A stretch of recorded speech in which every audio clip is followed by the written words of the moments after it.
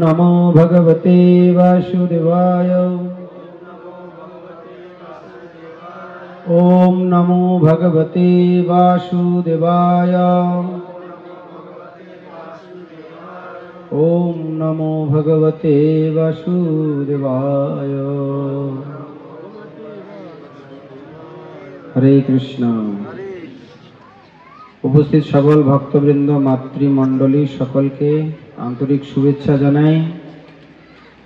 भक्तिवृक्ष मासिक सम्मेलने যত যত ভক্ত দূর দূর থেকে এসেছেন সকলের পারমার্থিক কল্যাণ কামনা করি। এখন আমরা শ্রবণ করব শ্রীমদ্ ভাগবত থেকে।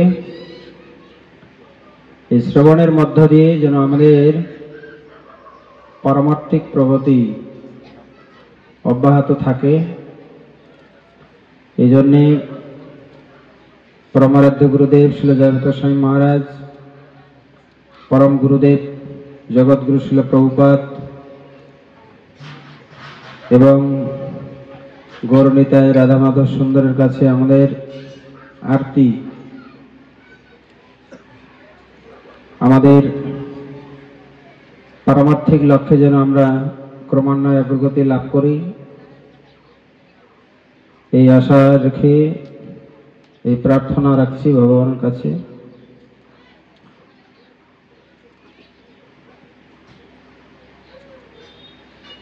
तो भागवतेर प्रथम स्कंधे तृतीय अध्याये आमरा एकटी श्लोक एखाने आबृत्ति करब, तारपरे आमरा श्रवण शुरू करब।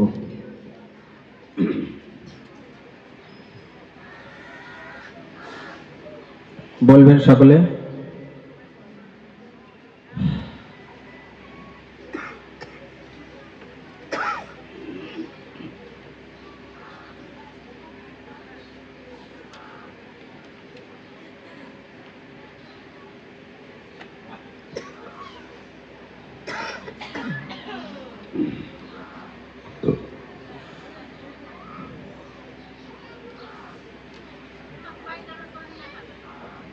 तो भगवानेर अनेक अवतार,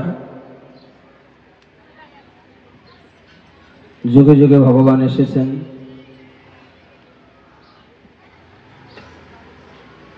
तो एखाने वर्णना करा হচ্ছে শ্রীকৃষ্ণ হচ্ছেন সমস্ত অবতারের উৎস। সুত উবাচ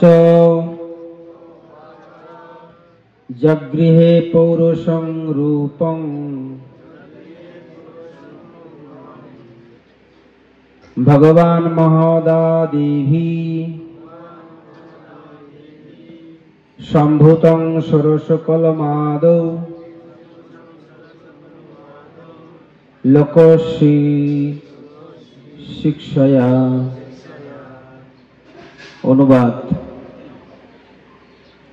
श्रील सुखदेव गोस्वामी बोलें, सृष्टिर आदिते परमेश्वर भगवान प्रथमे तार पुरुष अवतारे विराट रूपे निजेके प्रकाश करें एवं महत्तत्व अहंकार एवं पंच तन्मात्र आदि जड़ सृष्टिर समस्त उपादानगुली प्रकाश करें। এইভাবে जड़ जगत के सृष्टि करार जन्य तिनि प्रथमे 16টি तत्व सृष्टि करें। এই 16টি तत्व की এখানে বর্ণনা করা হয়েছে। সৃষ্টির 16টি তত্ত্ব।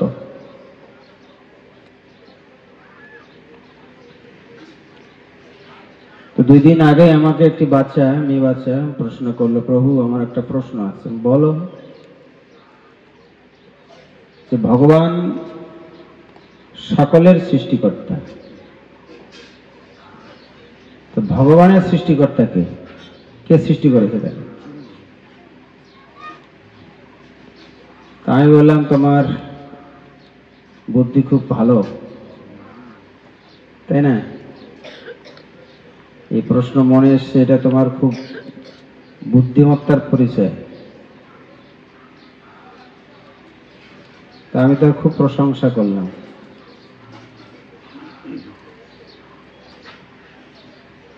তাই বললাম আমি তো এত কিছু জানি না, পরে বলবো,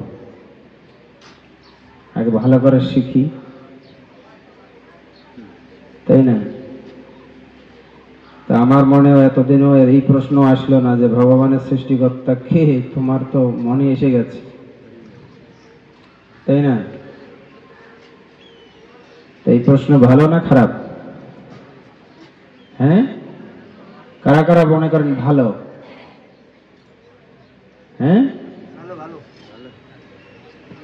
তাই না? আর খারাপ কারা কারা সাপোর্ট করছেন? হাত তোলেন।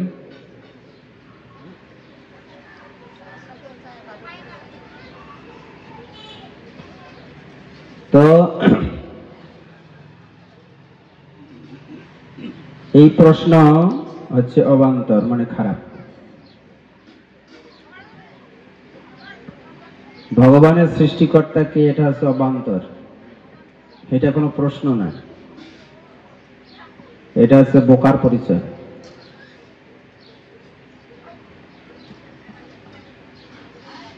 ভগবানকে জানতে হবে, ভগবানকে কে সৃষ্টি করছে সেটা আমার জানার দরকার নেই। আজ এই প্রশ্নটি হচ্ছে অবান্তর। তো অনেকে এই প্রশ্ন করার মাধ্যমে নিজেকে অনেক জ্ঞানী মনে করেন, এই জন্যে আজকে এই আলোচনায় প্রশ্নটা তুললাম, এই কারণে এটি অবান্তর প্রশ্ন। মনে থাকবে তো? যারা যারা সাপোর্ট দিলেন, ভালো প্রশ্ন করেছে, কারা কারা হাত তুলেছিলেন?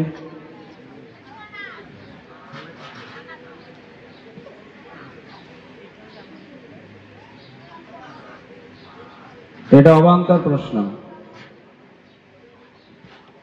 তো ব্রহ্মা উত্তর দিচ্ছে, ব্রহ্ম সংহিতার প্রথম শ্লোকে তিনি বলছেন, ঈশ্বর পরম কৃষ্ণ সচ্চিদানন্দ বিগ্রহ অনাদির আদি গোবিন্দ সর্বকারণ কারণ। তিনি আদি শুধু নয়, অনাদি। এই সৃষ্টির তার থেকে শুরু, তার থেকেই শেষ।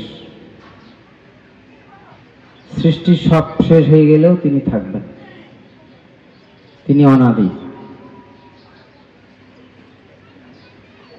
যেটা ব্রহ্মা বলছে, ঈশ্বর পরমা কৃষ্ণ সচ্চিদানন্দ বিগ্রহ অনাদির আদি গোবিন্দ সর্বকারণ কারণ।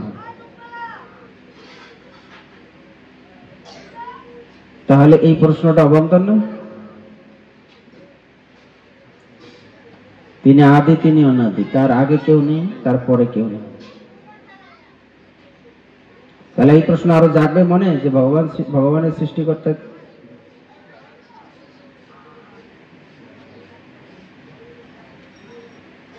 তো আমি ভেবেছিলাম যে এই প্রশ্নের উত্তর আমি ভিডিওর মাধ্যমে দেব, কারণ এইরকম প্রশ্ন অনেক নাস্তিক করে থাকে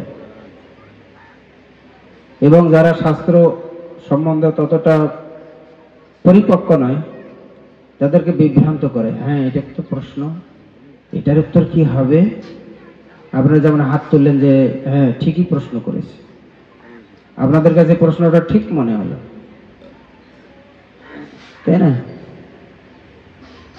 যে ঠিক প্রশ্ন করেছে, কিন্তু এটা সম্পূর্ণরূপে অবান্তর। এই ধরনের প্রশ্ন যারা নাস্তিক তারা প্রশ্ন করে আমাদেরকে বিভ্রান্ত করে, তখন আমরা কি উত্তর দেবো এবার বুঝে উঠতে পারি না। এই যে ভাগবতের এখানে প্রথম স্কন্ধের 3য় অধ্যায়ে এখানে বলছে যে শ্রীকৃষ্ণ হচ্ছেন সমস্ত অবতারের উৎস, সমস্ত কিছু।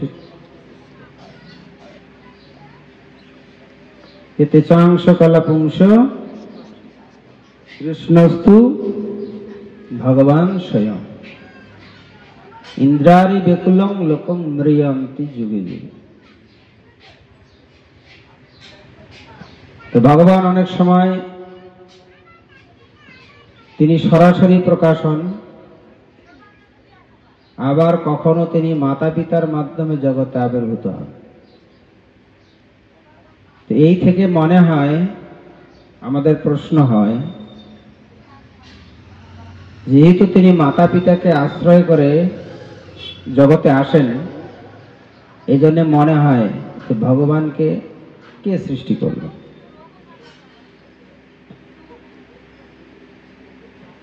তো ভগবদ গীতায় ভগবান শ্রীকৃষ্ণ বলছেন, জন্ম কর্ম চামে দিব্যম এবং যে ব্যক্তি তত্ত্বতঃ ত্যক্তা দেহং পুনর্জন্ম নৈতি মামেতি সোর্জুন। যে ভগবান শ্রীকৃষ্ণের জন্ম কর্ম সম্বন্ধে জানে, এই দিব্য, ভগবানের কর্ম সমস্ত দিব্য, তার জন্ম দিব্য, তার কর্ম দিব্য, সমস্ত দিব্য, আমাদের মতো জড় নয়। তো যারাই তত্ত্বত জানেন, তাকে আর এই সংসার চক্রে বারবার পুনর্জন্ম হতে হবে না, সে ভগবানের কাছে ফিরে যাবে। তো এই জন্য গীতা ভাগবত আদি গ্রন্থ আমাদের পড়তে হবে। এই প্রথম শ্লোকে বলছে শিল সুত গোস্বামী যে সৃষ্টির আদিতে পরমেশ্বর ভগবান তার প্রথমে তার পুরুষ অবতারে বিরাট রূপে নিজেকে প্রকাশ করলেন এবং মহত্তত্ত্ব অহংকার এবং পঞ্চ তন্মাত্র আদি জড় সৃষ্টির সমস্ত উপাদানগুলি প্রকাশ করেন। এইভাবে জড় জগৎকে সৃষ্টি করার জন্য তিনি প্রথমে 16টি তত্ত্ব সৃষ্টি করেন। 16টি তত্ত্ব, এই যে আমরা 16 মালা জপ করি না, প্রতিদিন যারা ইস্কন ভক্ত প্রতিদিন 16 মালা জপ করে, এই 16র মাহাত্ম্য রয়েছে। কেন 16?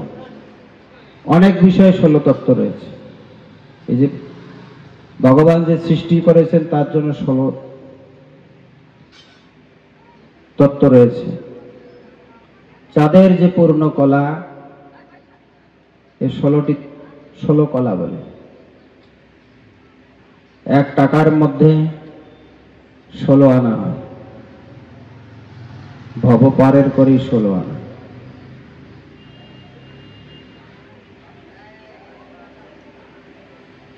তো এইখানে তাৎপর্যে শিল প্রভুপাদ লিখেছেন যে ভগবদ গীতায় বলা হয়েছে পরমেশ্বর ভগবান শ্রীকৃষ্ণ তার পূর্ণাঙ্গ বিস্তার করে এই জড়জগৎ প্রতিপালন করেন। এই পুরুষ অবতার সেই তত্ত্বকেই বিশ্লেষণ করে। পরমেশ্বর ভগবান শ্রীকৃষ্ণ, যিনি বসুদেবের পুত্র অথবা নন্দ মহারাজের পুত্র বলে প্রসিদ্ধ, তিনি সর্ব ঐশ্বর্যপূর্ণ, সমস্ত ঐশ্বর্য, যশ, সমস্ত বীর্য, সমস্ত শ্রী, সমস্ত জ্ঞান এবং বৈরাগ্য তার মধ্যে পূর্ণরূপে বিরাজমান। তার এই ঐশ্বর্যের একটি অংশ নির্বিশেষ ব্রহ্মরূপে প্রকাশিত, অপর একটি অংশ পরমাত্মা রূপে প্রকাশিত। তাহলে আমরা এখানে বুঝতে পারলাম ভগবান তিনি নিজেকে নির্বিশেষ ব্রহ্মরূপে প্রকাশ করেন, অপর একটি অংশ পরমাত্মা রূপে। এখানে পরমেশ্বর ভগবান শ্রীকৃষ্ণের সেই রূপ হচ্ছে আদি পরমাত্মা। জড় সৃষ্টিতে পুরুষ রূপ রয়েছে 3টি পুরুষ, কর্ণোদয়ী বিষ্ণু, গর্ভোদকশায়ী বিষ্ণু এবং ক্ষীরোদকশায়ী বিষ্ণু। কারণ সমুদ্রে ভগবান বিষ্ণু শুয়ে থাকেন, তাই জন্য তার নাম কারণোদয়ী বিষ্ণু। গর্ভোদক সাগরে স্বয়ং থাকে, সেইখানে তার নাম হচ্ছে গর্ভোদকশায়ী। এই গর্ভোদকশায়ী বিষ্ণুর নাভি কমল থেকে ব্রহ্মার সৃষ্টি এবং ক্ষীরোদকশায়ী বিষ্ণু নামে পরিচিত। দেব অসুর যুদ্ধ লাগলে যখন দেবতারা অসুরদের সঙ্গে পারে না, তখন এই ক্ষীর সাগরটা হচ্ছে কাছে পৃথিবী থেকে, তখন ক্ষীর সাগরে শায়িত ভগবান বিষ্ণুর কাছে গিয়ে তারা প্রার্থনা নিবেদন করে, প্রভু রক্ষা করো। এই ক্ষীরোদকশায়ী বিষ্ণু থেকে এই জগতে অবতার আসে, পরিত্রাণায় সাধনাং বিনাশায় চ দুষ্কৃতম। ক্ষীরসাগরে যে ভগবান বিষ্ণু তার থেকে জগতে অবতার সৃষ্টি হয়। তাদের সম্বন্ধে আমরা একে একে অবগত হব। কারণোদ্দয় সেই বিষ্ণু রোমকূপ থেকে অনন্ত কোটি ব্রহ্মাণ্ডের সৃষ্টি হয়। কোন বিষ্ণু থেকে কি সৃষ্টি হয় এখানে শিল প্রভুপাদ তাৎপর্যে ব্যাখ্যা করেছে সৃষ্টি তত্ত্বের। কারণ সমুদ্রে যে ভগবান বিষ্ণু স্বয়ং থাকেন তার রোমকূপ, রোম বোঝেন তো, লোম, এই লোমের ছিদ্র থেকে এই কোটি কোটি অনন্ত কোটি ব্রহ্মাণ্ড সৃষ্টি হয়। এক একটা ব্রহ্মাণ্ড, এরকম একটা দুটো ব্রহ্মাণ্ড নয়, এরকম অনন্ত কোটি ব্রহ্মাণ্ড সৃষ্টি হয় মহাকাশে তার রোমকূপ থেকে।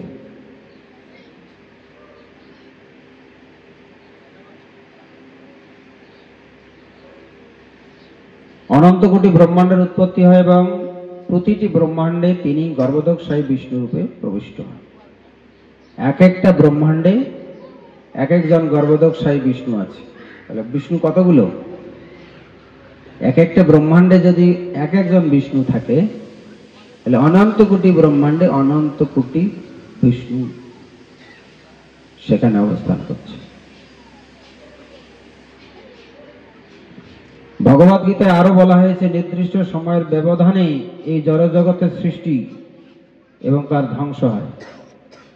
নিত্য জীবীদের জন্য পরমেশ্বর ভগবানের পরমিচ্ছার প্রভাবে সৃষ্টি এবং ধ্বংস সাধিত হয়। নিত্যবদ্ধ জীবীদের স্বতন্ত্রতা বোধ অহংকার রয়েছে, যার ফলে ইন্দ্রিয় সুখ ভোগের প্রতি আসক্ত হয়। অহংকারী ব্যক্তি তাদের ভোগ পিপাসা আছে। নিরহংকারী লোকের ভোগের স্পৃহা নেই। দেখবেন এটা আপনারা বুঝতে পারবেন যে কোনগুলো লোক ভোগী আর কোনগুলি লোক ভোগী হবে না, সাধারণ জীবনযাপন করবে। বিশেষ করে এখানে বলা হচ্ছে অহংকারী, যারা খুবই অহংকারী, এই জন্য তারা কোনো কিছু দামি জিনিস কিনলে ব্যবহার করলে অন্য সবাইকে অহংকার বশত সেগুলিকে দেখায়, দেখ আমার কত দামি আছে, তাই না? দামি নেকলেস, দামি শাড়ি, দামি গাড়ি, দামি বাড়ি, দামি খাবার, দামি বিছানাপত্র, এগুলি করে। তার কারণ হচ্ছে সেই ব্যক্তি অত্যন্ত অহংকারী। এটি বুঝে নেবেন আপনারা যারা সমাজ সংসারে চলেন। যখন দেখবেন এই ধরনের মানসিকতা রয়েছে যে দেখানো, এই ব্যক্তিগুলো হচ্ছে অত্যন্ত অহংকারী। এই অহংকার করার কারণে তারা এই সমস্ত করে এবং মানুষকে দেখায় যে আমার কত কিছু আছে। আমি একটা ভিডিও দেখলাম যে 2000 টাকার ভ্যানিটি ব্যাগ ঘাড়ে, কিন্তু ওই ব্যাগের ভিতরে 20 টাকাও নেই, ব্যাগ নিয়ে ঘুরছে, দামি ব্যাগ। আবার যার টাকা আছে তার রাখার জায়গা নেই, তার ব্যাগ কেনার টাকা নেই। হ্যাঁ কি না বলেন? ঠিক বলছি?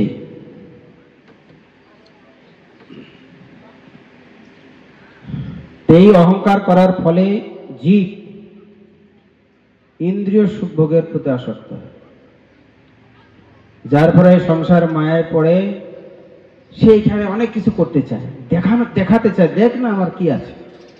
এই মাতাজিগুলা যদি ভালো জামাই কাছে মেয়েটাকে বিয়ে দিতে পারে, মানে পয়সাওয়ালা, ওরা সবার বাড়িতে বলে যে আমার মেয়ের জামাইয়ের কি কি আছে। আমি গল্প শুনি, ঠিক আছে, ওরা অহংকার করে যে আমার মেয়ের জামাইয়ের কি কি আছে। যদি বলতে পারে তো ওরা নিজেকে খুব দেখাতে চায়।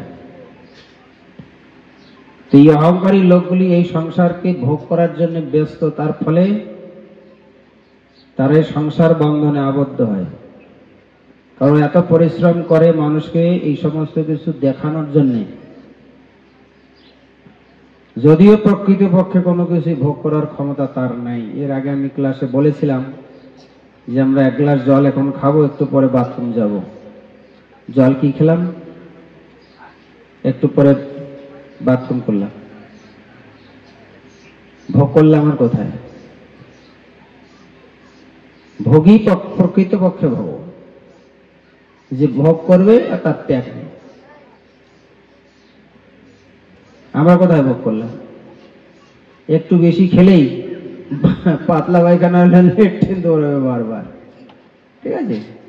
আজকে একটু বনির সবজি খেয়ে নেবে, কালকে বলছে প্রভু পেট খারাপ হয়ে গেছে, ঠিক আছে?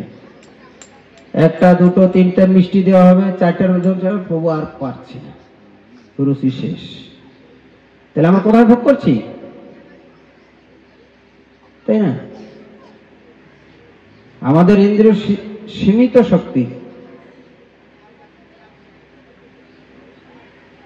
আমাদের এই শরীর অত ভোগ করতে পারে না, অথচ সে ভোগের পরিকল্পনা করে, অনেক প্ল্যান বানায় যে আমি ভোগ করব, কিন্তু বাস্তবে পারে না।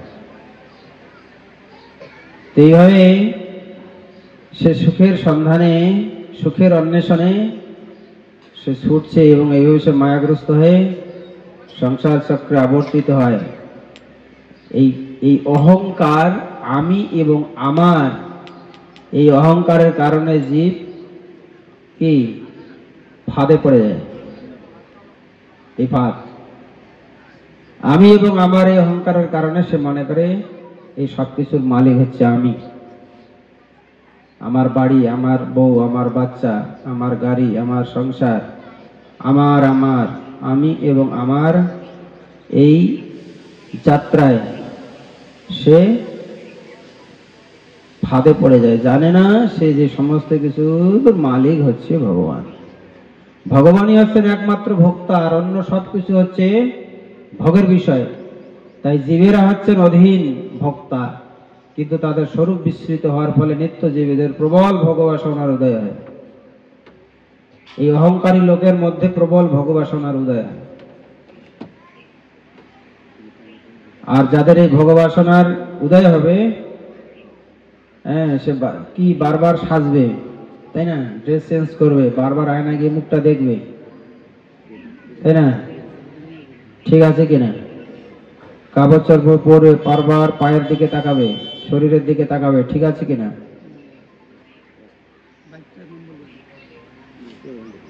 কিন্তু সে নিজের দিকে তাকাতে পারে না। নিজের দিকে মানে যে আমি কে, আমি কে প্রকৃতপক্ষে, শরীর নাকি আত্মা? তা আমি যে আত্মা, ভগবানের অবিচ্ছেদ্য অংশ, আমার দিকে তাকাতে পারে না, মানে আত্মা তার নিজের দিকে তাকাতে পারে না। ও শুধু এই ভোগের জন্য নিজের শরীরের দিকেই তাকাচ্ছে। এই অহংকার বশত জীব ভোগের বশবর্তী হয়ে তার স্বরূপকে ভুলে যায়। এইভাবে সে নিত্যবদ্ধ অবস্থা স্বীকার করে, চিরস্থায়ী বন্ধনে আবদ্ধ হয়ে যায়।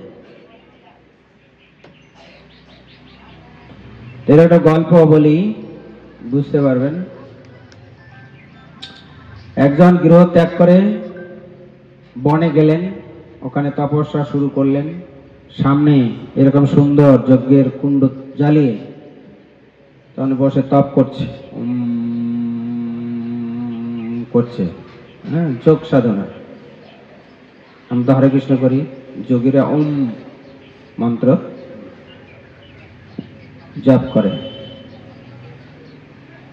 তো বিশাল বড় বাঘ, বিশাল বড় মুখ, হা করে, কত বড় হা করেছে, হ্যাঁ, একবারে শব্দ গিলে খাবে, আর বিশাল আওয়াজ করে একদম সাধুর সামনে চলে আসছে। তখন ও চোখ বন্ধ করেছে, ভয় পেয়ে গেছে, কাঁপুনি হয়েছে শরীর।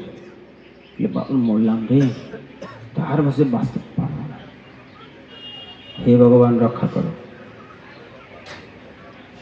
তো চিন্তা করছে, এবার তো আমার শেষ প্রাণ। ভয়ে চোখ বন্ধ করে আবার ভাবছে, আরে আমি তো মরতেই এসেছি, মন্ত্রের সাধন কিংবা শরীর কত। যে গৃহ সংসার ত্যাগ করে বনে চলে যায়, সে বাঁচার চিন্তা করে যায় না। হয় মন্ত্রের সাধন হবে, নয়তো শরীর পতন হবে। Do or die. তো এই কথা চিন্তা করে, আরে আমি তো এখানে মরতে এসেছিলাম, চোখ খুলেছি। চোখ খুলে দেখে বাঘ সামনে এসে বসে আছে, ওর মুখের দিকে তাকিয়ে। বিশাল সেই বাঘ। তো উনি তখন, যে বাঘ নিজে খেয়ে ফেলতে চাও খাও, কিন্তু আবার চোখ অর্ধ নিমিলন করে তখন ওম করতে লাগলেন। কিছু সময় পরে যখন অগ্নির তাপ কমে যাচ্ছে, কাঠ দিতে হবে, ও মাঝে মাঝে চোখ খুলে আবার কাঠ দিয়ে দেয়। কিন্তু এবার কি হলো, সেই বাঘটা ওখানে বসে থাকতে থাকতেই যখন তাপ কমে যাচ্ছে, আগুন কমে যাচ্ছে, তখন ওই কাঠ, পাশে রাখা কাঠ ও নিজে দাঁত দিয়ে কামড়িয়ে আগুনের মধ্যে দিচ্ছে। তো কিছুদিন পরে দুইজনে দেহ ত্যাগ করলেন। ওই বাঘটাও দেহ ত্যাগ করলেন, ওই যে সাধু তপস্বী তিনিও দেহ ত্যাগ করলেন। দেহ ত্যাগ করার পরে যখন তাদের বিচার হচ্ছে, কোথায়? ধর্মরাজ তাদের বিচার করছে। ধর্মরাজ বিচার করে সাধু বাবাকে বলছে, তোমার জীবনে সমস্ত কিছু ভালো, সামান্য একটু দোষ আছে, কলঙ্ক। যে কিরকম? যে তুমি জেনে বুঝেই তপস্যা করতে গেছো বনে, আর বাঘ দেখে ভয় পেয়ে গেছো, এটি তোমার জীবনের কলঙ্ক। আর বাঘকে বলছে, তোমার জীবনে তো কোনো ভালো কর্মই ছিল না, তুমি ধরেছো, খেয়েছো, মেরেছো, তোমার জীবনের পাপে পরিপূর্ণ। যদি একটু ভালো কাজ করেছো জীবনের শেষে, যেই যে সাধুকে দর্শন করে তার পাশে বসেছো, সাধু সঙ্গ করেছো, আর এই যজ্ঞের অগ্নিতে কাঠ দিয়েছো তুলে, তোমার এইটুকু ভালো কর্ম জীবনে, আর ভালো কিছু নাই। তুমি কি করতে চাও বলো? বাঘ হাত জোর করে বলছে আর কি, তখন তো সেই শরীর ছিল না, যে প্রভু আমাকে ক্ষমা করো, আমি আমার জীবনের শেষ অন্তে যতটুকু ভালো কর্ম করেছি, আমি এইটুকু নিয়ে ভগবানের চরণ পেতে চাই। কারণ শাস্ত্র বলছে, লবমাত্র সাধু সঙ্গে সর্বসিদ্ধি হয়। লব মানে 10.5 সেকেন্ড সময়কে লব বলে। এক লব, এক তিল, এক পল, এগুলো হচ্ছে বৈদিক সময়ের একদম ক্ষুদ্রতম অংশ, ছোট ছোট। আমরা যেমন বলি সেকেন্ড, মিনিট, এরকম আর কি। এগুলো বৈদিক সময়ের একক বলা হয়, ছোট ছোট অংশ। এক পল, এক তিল, এক ক্ষণ। তখন সাধুকে জিজ্ঞাসা করা হলো, আপনি কি করবেন? তখন তিনি বলছে যে সমস্ত জীবন ধরে আমি এত কষ্ট করে প্রভুর আরাধনা করলাম, আর এইটুকু কলঙ্ক নিয়ে যেতে হবে আমাকে? না, হে প্রভু, আমাকে একটা বিধান করেন, কি আমি কলঙ্ক নিয়ে যেতে চাই না। আমাকে একটা এরকম জন্ম দেন, এরকম জন্ম যে এই শরীরটাকে দেখে যারা সকলে হিংসা করে, আর আমাকে দেখলে মেরে ফেলে, এরকম একটা শরীর। তখন তাহলে কি শরীর? কোন জিনিসটা দেখলে মানুষ সবাই মারতে ইচ্ছে করে? যে সর্পজনী, সাপ। যে আমাকে সর্পজনীতে জন্ম দাও, আমি মানুষের সামনে দিয়ে চলবো, আর মানুষ লাঠি মেরে দেবে, বাস আমি সোজা প্রভুর কাছে চলে যাবো, আমার পাপ সমস্তকে দিয়ে দেবো। তো এইভাবে এই বর্ষার সময় যারা মাছ ধরে, এই মাছ ধরার যে আল কেটে তখন পেতে রাখে আর ওর ভিতরে ঢুকে থাকে। সকালবেলা যখন মাছ ওর থেকে বার করতে যায় লোকেরা, দেখে মাছও ঢুকে আছে আর সাপও ঢুকে আছে। তখন মুখ খুলে দেয়, ওকে বার করে দেয়, ও মারে না। এই বহু চেষ্টা করার পরেও সে মরল না। জল শুকিয়ে গেল এবার। তখন কি হলো, ওই কাদা মাটির মধ্যে যে মানুষ চলে পায়ের দাগ দিয়ে ডিপ হয়ে যায়, গর্তের মতো হয়ে যায়, শুকিয়ে গর্তের মতো ছিল, ওর মধ্যে সে গোল হয়ে শুয়েছে। ধান পেকে গেছে, কৃষি কার্যকর যে সমস্ত লোক তখন ধান কাটতে আসছে গরুর গাড়ি নিয়ে, তখন গরুকে আলের মধ্যে বেঁধে দিয়েছে, ও ঘাস খাচ্ছে। খেতে খেতে একটা সময় শুয়ে গেছে জায়গায়, সাপের দম বন্ধ হয়ে গেছে, বুঝলেন?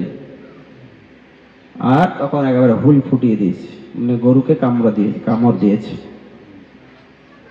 গরু তো একেবারে লাফ উঠে যায় একদম। তো ওই বিষ দাঁত ফুটে দিয়েছে, বাস কি হলো, গোহত্যা হয়ে গেল। গোহত্যার হওয়ার ফলে তার গতি কি হবে? সে কি চাইছিল, তার কি হলো? গোহত্যা হওয়ার ফলে কি হবে? কি, ওকে মারলো না, বড় ওই মারলো।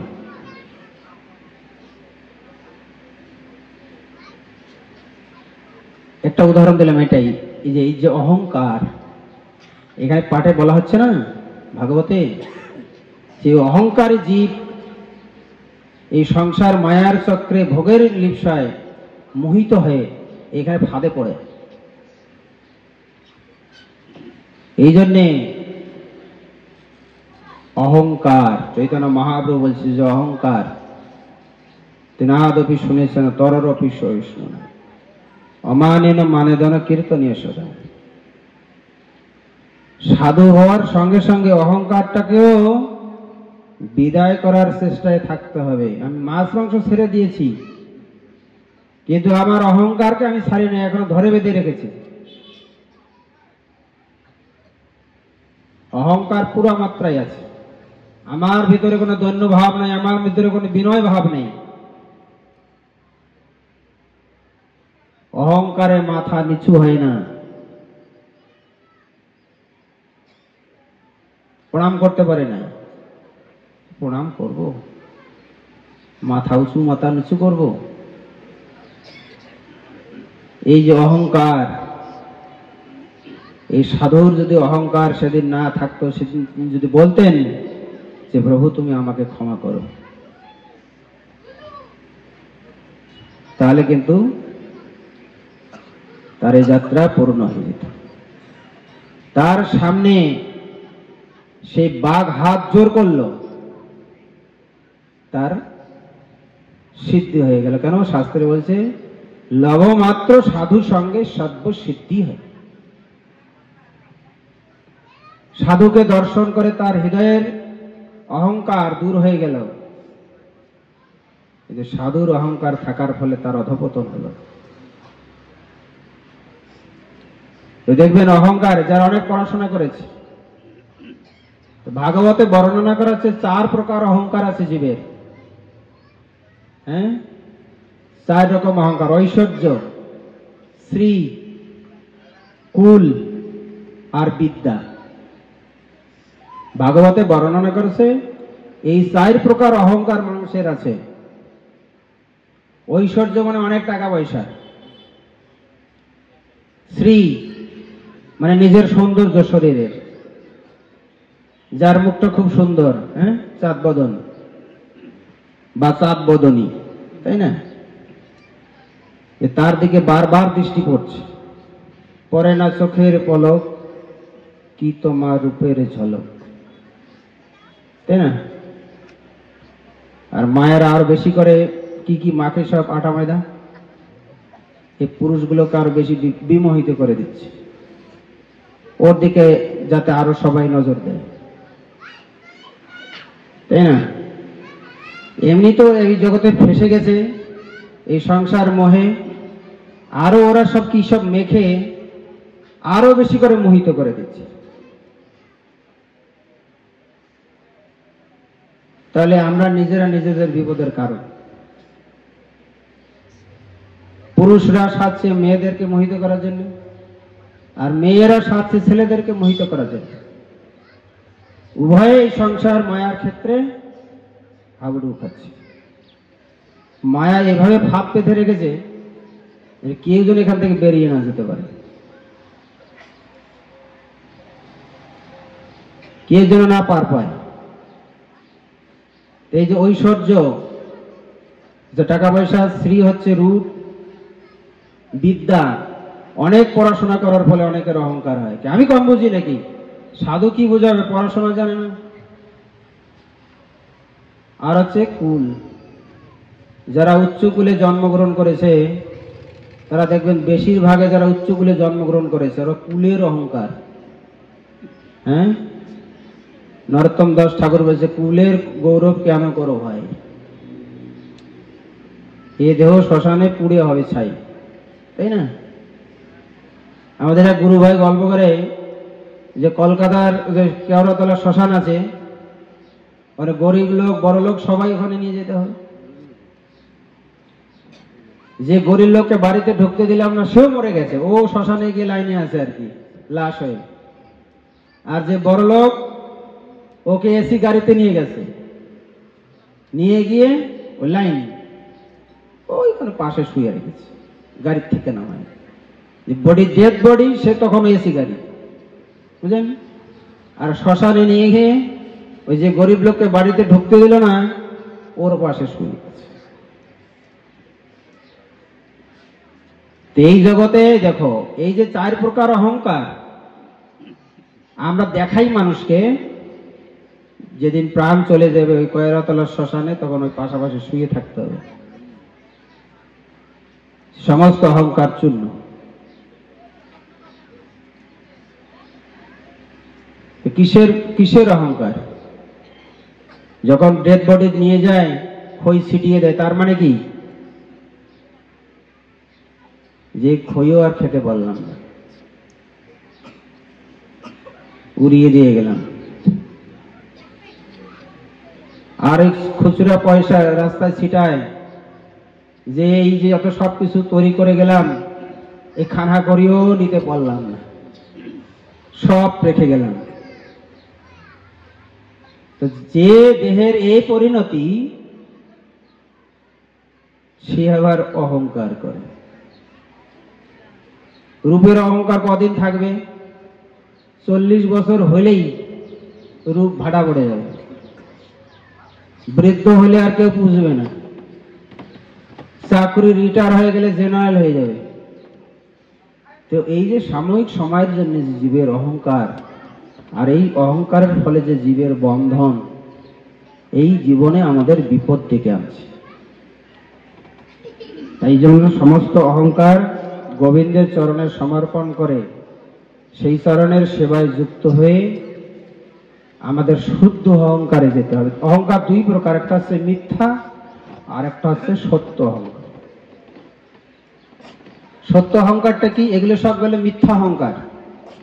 সত্য অহংকার, শুদ্ধ অহংকার হচ্ছে যে আমি কৃষ্ণের নিত্য দাস, আমি ভগবানের দাস, তিনি আমার প্রভু, আমি তার চিরকালের সেবক। এটি হচ্ছে শুদ্ধ অহংকার, তিনি আমার প্রভু। আমরা জড়জগতের ছেলে মেয়ে বাড়ি ঘর নিয়ে অহংকার করি, আর সাধু ভক্তরা অহংকার করে আমার প্রভু হচ্ছে গোবিন্দ, আমি তার দাস, আমি তার ভক্ত, আমি তার সেবক। এটা হচ্ছে শুদ্ধ অহংকার। এই জড়জগতের অহংকার থেকে আইপিএস হবে, আইএস হবে, তাই না? আমাদের এই যে ভক্ত, হ্যাঁ, ওই ইউপিএসসি করতেছে, বড় অফিসার হবে, তখন অনেকে থাকবে কনস্টেবল, সিকিউরিটি, হ্যাঁ, সার করবে, তাই না? বডিগার্ড থাকবে। কিন্তু যেদিন চাকরি শেষ হবে সেদিন জেনারেল, ওই হ্যাঁ পেনশন আনতে যাবে। ওই 4th শ্রেণীর কর্মচারী যেরকম ফার্স্ট ক্লাস গেজেটেড অফিসার, সে ওই জেনারেল লাইনেই থাকতে হবে, তার জন্য কোনো আলাদা ব্যবস্থা থাকবে না। আর এই নিয়ে জীব অহংকার করে। এই চৈতন্য মহাপ্রভুর শিক্ষা অনুসারে আমাদেরকে অহংকার ছেড়ে দিয়ে ভগবত সেবায় যুক্ত হতে হবে। যে অভিমান শূন্য নিতাই নগরে বেড়ায়, যারে দেখে তারে কহে দন্তে তৃণ ধরি, আমারে কিনিয়া লহ ভজ গৌর হরি। হরি বল। তাই গৌর ব্রহ্মানন্দে। হরি হরি বল।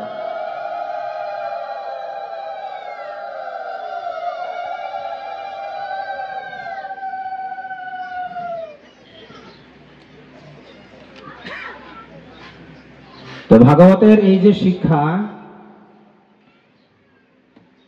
এক একটা পয়েন্ট আমাদের ফাইন্ড আউট করে ওই বিষয়ের প্রতি আমাদের ফোকাস আনতে হবে এবং প্র্যাকটিস করা শুরু করতে হবে। আমি মাঝে মাঝে ভক্তদেরকে জিজ্ঞাসা করি, যারা বড় বড় চাকরিজীবী ছিল আগে, এখন ভক্ত হয়েছে, আমি মাঝে মাঝে জিজ্ঞাসা করি, অহংকার কমেছে? হ্যাঁ প্রভু, কমেছে। এই অহংকার কমার জন্য মাঝে মাঝে মন্দিরে গিয়ে ঝাড়ু দিতে হবে। ঝাড়ু, হ্যাঁ, ঝাড়ু ধরতে কি সম্ভব? হ্যাঁ, ছোটদেরকে প্রণাম করতে হবে, হ্যাঁ, সম্ভব? এই অহংকার কমানোর জন্য মাঝে মাঝে গিয়ে মন্দিরে ঝাড়ু ধরতে হবে। এখানে ভক্ত সম্মেলনে ভক্তদেরকে প্রসাদ পরিবেশন করে খাওয়াতে হবে। এটো তুলতে হবে। এই যে গৃহস্থ কেন এটো তুলবে? যাতে তার কোনো অহংকার না থাকে। অহংকারী ব্যক্তি কোনোদিন কৃপা লাভ করতে পারে না। যার অহংকার থাকবে সে কোনোদিন কৃপা লাভ করতে পারবে না। সে তো মাথায় নামাতে পারবে না। আর নত না হলে সে কৃপা পাবে কি করে? যদি হও নিচু তবেই পাবে কিছু, যদি নিচু হবে না পাবেটা কি? অসম্ভব না। তো যাতে আমাদের এই যে মিথ্যা অহংকার না থাকে আর আমরা যাতে ভগবানের কৃপা লাভ করতে পারি, এই জন্য আমাদেরকে ভক্তের সেবা করতে হবে, মন্দিরে গিয়ে সেবা করতে হবে। তাহলে অহংকার চূর্ণ হয়ে যাবে। এই জায়গায় বসবো কিনা, যে বৃন্দাবনে নিয়ে যাচ্ছে তীর্থযাত্রী, হ্যাঁ, স্ট্যাটাস মেনটেন করে, আমি তো এসি থাকি প্রভু, ওখানে এসি পাওয়া যাবে তো, হ্যাঁ, ভালো বিছানা, কি আমি গেছি সুখ ভোগ করার জন্য? কি করার জন্য গেছি? ধামের সেবা করার জন্য? ধামের ধুলি অঙ্গে মাখার জন্য, মস্তকে মাখার জন্য না, ধামের ধুলি যেন গায়ে না লাগে। তাহলে বুঝেন ধামে গেছে। সাধুদের সঙ্গে গেলে তবু একটু কিছু হবে, আর যারা এমনি এমনি ঘুরছে ওর কিছু হবে না। যে তীর্থধাম দর্শন করতে গেলে সাধুদের সঙ্গে যেতে হবে, তবে কিছু কৃপা হবে। এই অহংকার মাথা নিয়ে কিছু হবে না। এই জন্য অহংকার শূন্য হওয়া মুশকিল, অভিমান শূন্য হওয়া, কিন্তু আমাদের প্র্যাকটিস করতে হবে, প্র্যাকটিস। এই জন্য বাড়িতে মাঝে মাঝে ঝাড়ু দিবেন। বেটা ছেলেরা বেশি অহংকারী থাকে, মাতাজিরও কম নয়, মাঝে মাঝে একটু ঝাড়ু দেবেন বাড়ির আশপাশে, ঠিক আছে? মাতাজিরা আপনার প্রভুকে ঝাড়ু দেবে, ঝাড় দাও, প্রভু বলছে অহংকার শূন্য করার জন্য, ঠিক আছে? মাঝে মাঝে একটু রান্না করবেন, আপনার স্ত্রী খাওয়ায়, এবার মাঝে মাঝে আপনি একটু খেতে দিবেন, ঠিক আছে? কি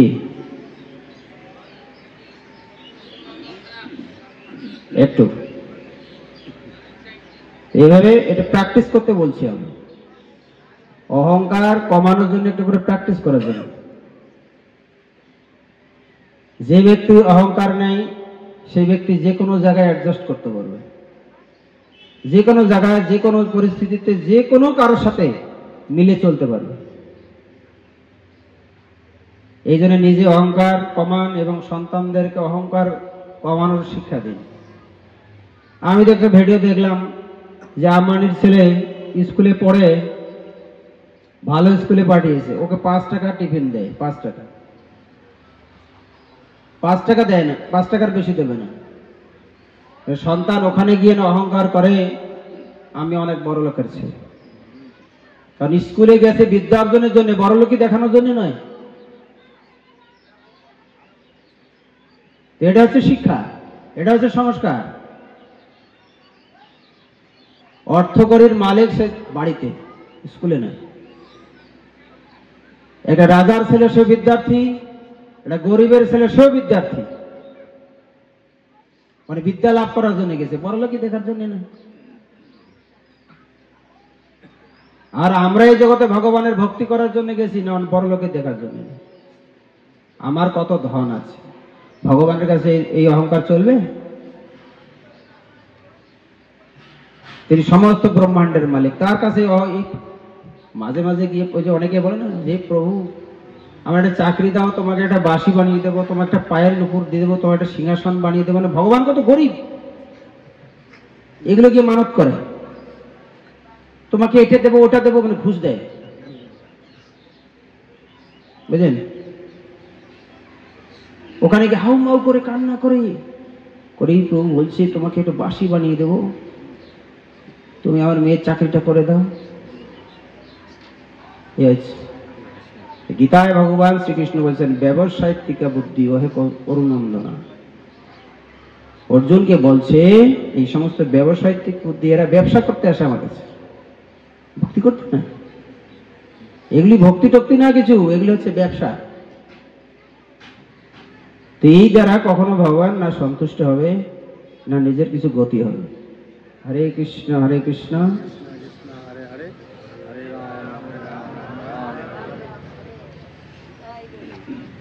বাজল বিদায়ের ঘন্টা।